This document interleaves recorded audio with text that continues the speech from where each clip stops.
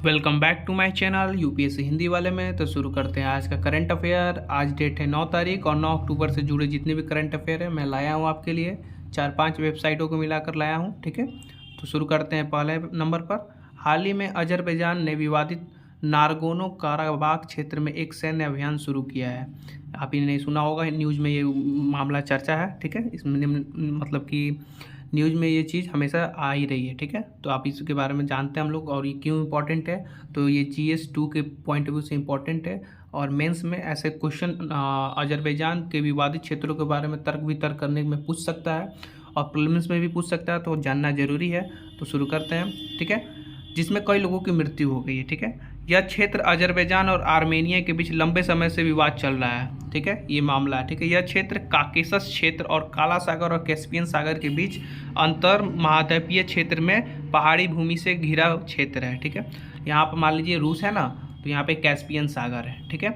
और इसके नीचे क्या है, इसके नीचे क्या है, अजरबैजान है। इधर जॉर्जिया है, ठीक है। इधर काला सागर है और इधर कैस्पियन सागर है। इधर कजाकिस्तान है, इधर उज्बेकिस्तान है और इधर तुर्कमेनिस्तान है, ठीक है। और इसके ऊपर क्या है, रूस है, ठीक।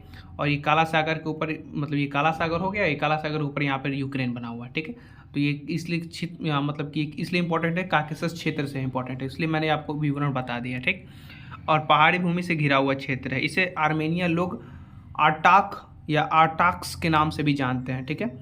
इसमें अंतर्राष्ट्रीय स्तर पर अजरबैजान के हिस्से के रूप से मान्यता प्राप्त है, लेकिन इसके निवासी मुख्यतः जातीय रूप से आर्मेनियाई हैं। मतलब इसके जो निवासी है वो आर्मेनियाई है, जिसे आपने भी ये सुना होगा। तो ये अंतर्राष्ट्रीय स्तर पर तो अजरबैजान के हिस्से के रूप में मान्यता है, ठीक है।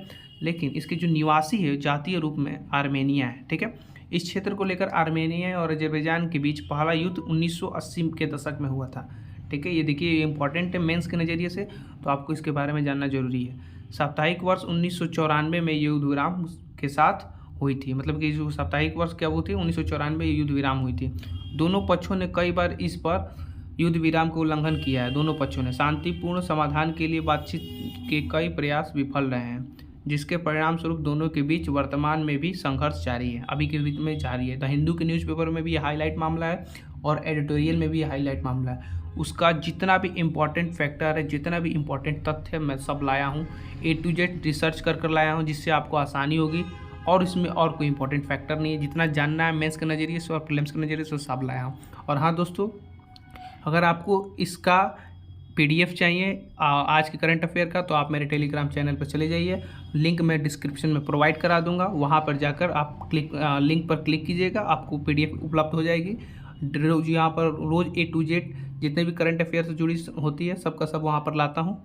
और वहाँ पर जितना भी होगा, आप करंट अफेयर से जुड़ी जितनी भी चीज़ें मिलेगी, रोज़ की करंट अफेयर से जुड़ी जितनी भी होती है ना कि ये करंट अफेयर और कुछ कुछ जो नए नए तथ्य आते हैं, सब वहाँ पर मिलेगा। तो आप मेरे टेलीग्राम चैनल को भी ज्वाइन कर लीजिएगा, ठीक है। पुराना टेलीग्राम चैनल मेरा डिलीट हो गया, जिसमें कम से कम 1 लाख मेंबर थे, और पुराना चैनल भी डिलीट हो गया है। तो मैंने नया चैनल बनाया है, क्योंकि मैंने द हिंदू का एनालिसिस करता था और 3 बार स्ट्राइक आ गया और मेरा चैनल ख़त्म हो गया है, ठीक है। तो फिर नए सिरे से मैं शुरुआत कर रहा हूँ, इसलिए मेरे सब्सक्राइबर जो थे अब वो समझ रहे हो वो दूसरे सब्सक्राइबर के पास चले गए हैं, ठीक है। तो मैंने नया ज्वाइन किया, अब इसमें भी समय लगेगा इस चैनल में बनाने में और इसको ग्रो होने में। तो आप लोगों की हेल्प की आवश्यकता है, तो आप हमारे चैनल को लाइक और सब्सक्राइब जरूर कीजिएगा, ठीक है। दूसरा क्या है, हाल ही में सिक्किम की दक्षिण लोहेनक झील में हिमानी झील के फटने के बाद आई बाढ़ में 10 लोगों की मृत्यु हो गई, कई जवान लापता है। हिमानी झीलें पानी के बड़े भंडार जो पिघलते ग्लेशियर के पास स्थित होती है, ठीक है। साउथ लोहटन झील के बारे में थोड़ा हम लोग जानते हैं, लोहनक झील, ठीक। उत्तरी सिक्किम में यह झील समुद्र तल से लगभग 5200 मीटर ऊपर स्थित है।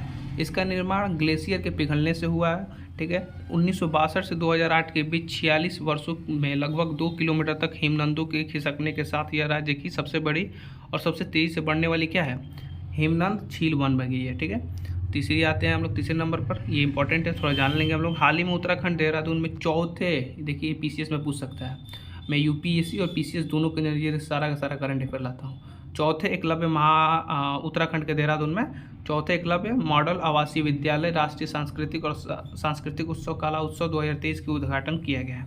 यह उत्सव जनजातीय कार्य मंत्रालय और जनजातीय बच्चों के लिए होता है, ठीक है। छात्रों के लिए राष्ट्रीय शिक्षा सोसाइटी ने किया है, ठीक है।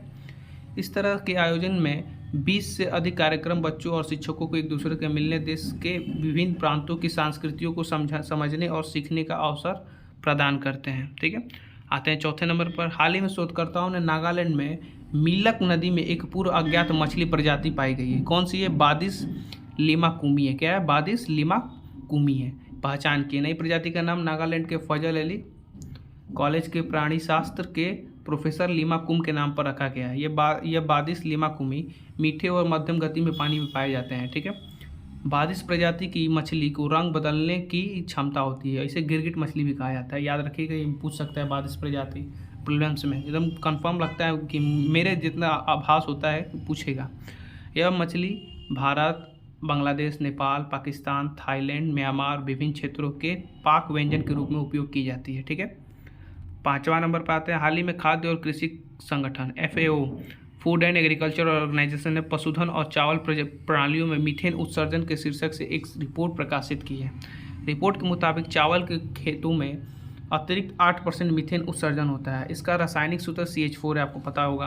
यह ज्वलनशील और इसका उपयोग दुनिया भर में ईंधन के रूप में किया जाता है। मीथेन एक ग्रीन हाउस गैस है। वैश्विक तापमान की वृद्धि में पिछले 20 साल के दौरान कार्बन डाइऑक्साइड की तुलना में 80 गुना अधिक प्रभाव मतलब कि शक्तिशाली रही है। जुगाली करने वाले पशु को मीथेन उत्सर्जित होता है। याद रखिएगा, जुगाली करने वाले जो पशु होते हैं उसको मीथेन उत्सर्जित करते हैं। ठीक है, हाल ही में दिल्ली में खसरे के मामले में ठीक है मृत्यु दर को उल्लेखनीय वृद्धि दर्ज की गई है। खसरा वायरस, एक मिनट दोस्तों,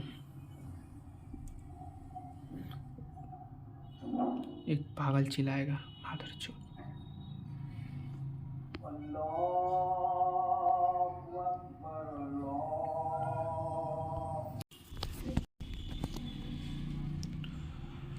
आते हैं 6वें नंबर पर। हाल ही में दिल्ली में खसरे के मामले और मृत्यु दर में उल्लेखनीय वृद्धि दर्ज की गई है। खसरा वायरस मार्विलेई वायरस जीनस से जुड़ा हुआ है। यह राइबोन्यूक्लिक एसिड वायरस है। यह अत्यधिक संक्रामक, पहले श्वसन तंत्र को ये संक्रमित करता है। जो सांस लेने वाली होती है ना, उसमें पहले यह संक्रमित करता है और उसके बाद धीरे धीरे पूरे शरीर में फैल जाता है। ये दो खुराक वाले टीके से रोका जाता है, जिससे खसरा, रूबेला और टीकाकरण, सार्वभौमिक टीकाकरण कार्यक्रम और मिशन इंद्रधनुष खसरे के कार्यक्रम को रोकथाम के लिए ये क्या है, जुड़ी पहल है। ठीक है, आते हैं 7वें नंबर पर। हाल ही में FICCI और CASCADE ये एक संस्था है, याद रखिएगा, द्वारा hidden stream leakage between illicit market financial flow organised crime and terrorism शीर्षक से रिपोर्ट जारी की है। देखिएगा, FICCI CASCAD स्कैट hidden stream leakage between illicit market finance flow organised crime और टेररिज्म शीर्षक रिपोर्ट जारी की है।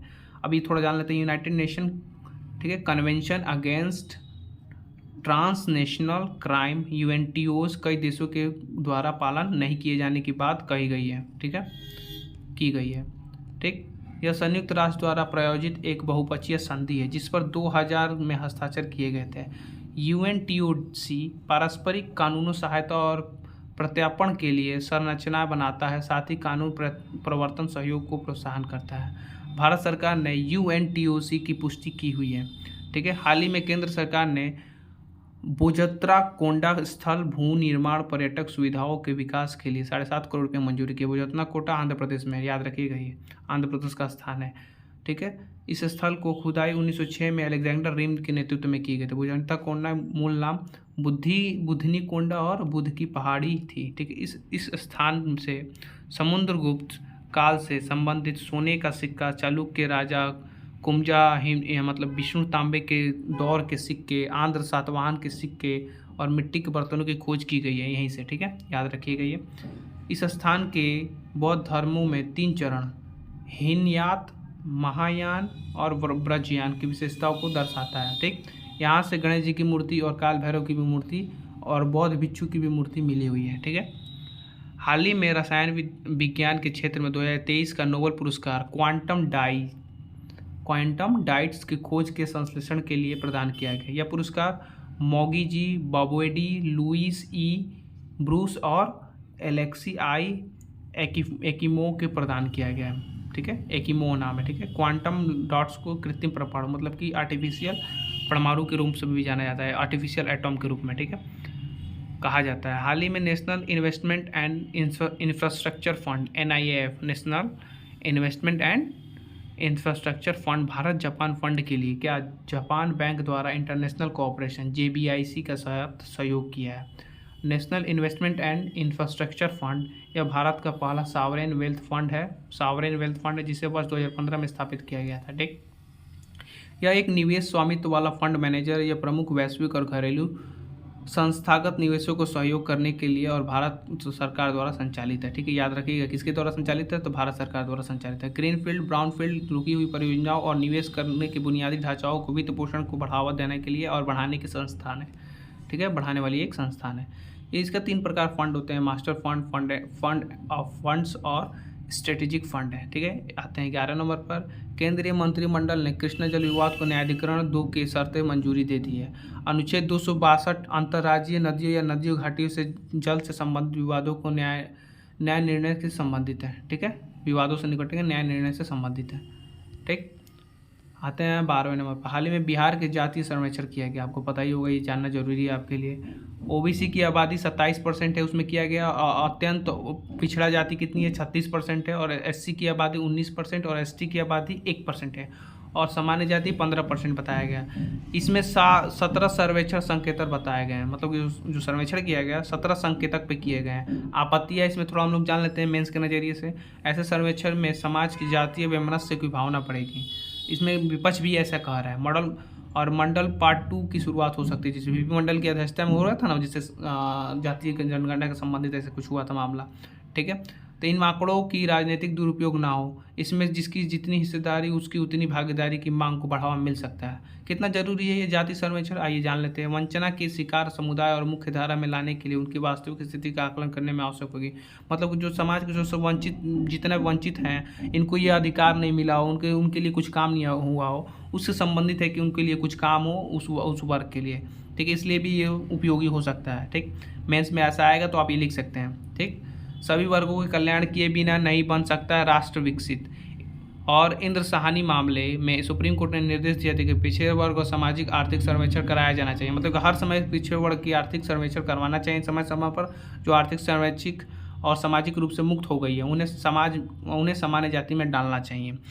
इंद्र साहनी मामले में सुप्रीम कोर्ट ने आदेश दिया था। ठीक है, 1941 में होने वाली जाति जनगणना किया गया था, लेकिन ये सार्वजनिक नहीं होती। आपको बात जान रहे होगा, भारतीय राजनीतिक जातीय जनगणना सर्वेक्षण करना सही हो सकता है। ठीक है, तो इसके बारे में मेंस में भी अच्छे से लिख सकते हैं। मिलते हैं नेक्स्ट करंट अफेयर पे। ठीक है, तो मेरे चैनल को एक लाइक और एक सब्सक्राइब कीजिए, जिससे मोटिवेट मिले मुझे हर एक वीडियो बनाने के लिए। ठीक है, मिलते हैं कल के नेक्स्ट करंट अफेयर पे। ठीक, धन्यवाद।